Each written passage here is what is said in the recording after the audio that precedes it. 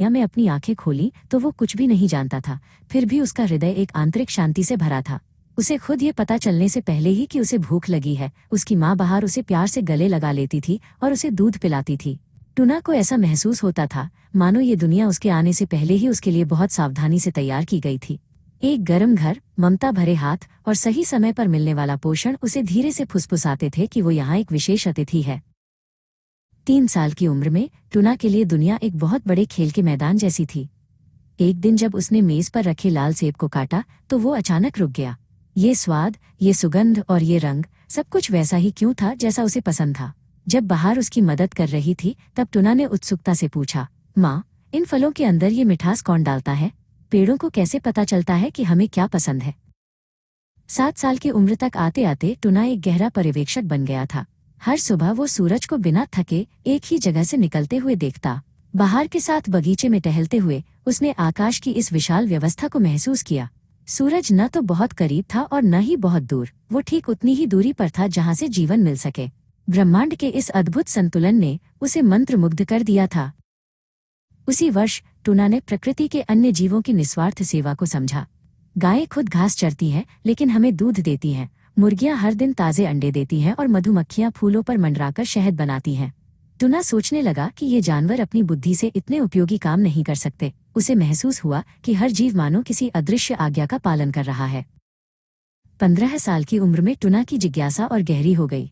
उसने अपनी हथेली में एक नन्हा सा बीज रखा और कल्पना की कि कैसे इस छोटे से दाने से आसमान छूने वाला एक विशाल बरगद का पेड़ निकल आता है। उसने एक अंडे से निकलते नन्हे पक्षी के पंखों की फड़फड़ाहट को देखा। ये परिवर्तन उसे इतने जटिल और कलात्मक लगते थे कि उन्हें केवल एक इत्तेफाक नहीं माना जा सकता था। स्कूल में अपनी किताबें पढ़ते समय टुना को एक सच्चाई समझ आई। जिस तरह कोई किताब खुद नहीं लिखी जा सकती और कोई चित्र बिना चित्रकार के नहीं बन सकता, वैसे ही यह संसार भी अपने आप नहीं बना है। उसने सोचा, यदि एक अक्षर भी अपने लेखक का पता देता है तो यह विशाल ब्रह्मांड रूपी पुस्तक और इसके भीतर की अद्भुत कलाएं निश्चित रूप से एक महान कलाकार, सृष्टिकर्ता का बोध कराती हैं।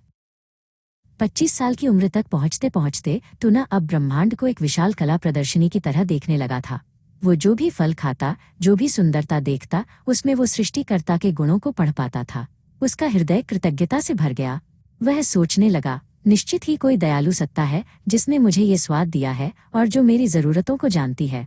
वह हर सांस और हर निवाले के साथ उस रचयिता को याद करने लगा। इन वर्षों में टुना के दिल में एक नई इच्छा जागी, अनंतता। इस दुनिया की सुंदरता अद्भुत थी, लेकिन सब कुछ बहुत जल्दी खत्म हो जाता था। उसने बाहर से कहा, माँ, मेरी आत्मा अमरता और अनंतता चाहती है। इतनी बड़ी इच्छा मेरे दिल में तभी डाली गई होगी जब कहीं न कहीं उसका अस्तित्व हो। ये दुनिया तो बस एक सराय है, हमारा असली घर तो अनंत काल का सुख है।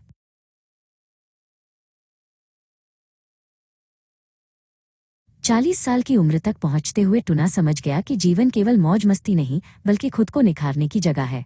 उसके जीवन में आई कठिनाइयां एक हीरे को तराशने जैसा काम कर रही थीं, जिससे उसकी रूह चमक उठी थी। उसने पूरे विश्वास के साथ महसूस किया कि यह दुनिया एक परीक्षा का मैदान है, जहां हर घटना इंसान के भीतर के उस अनमोल गुण को बाहर निकालने के लिए विशेष रूप से रची गई है।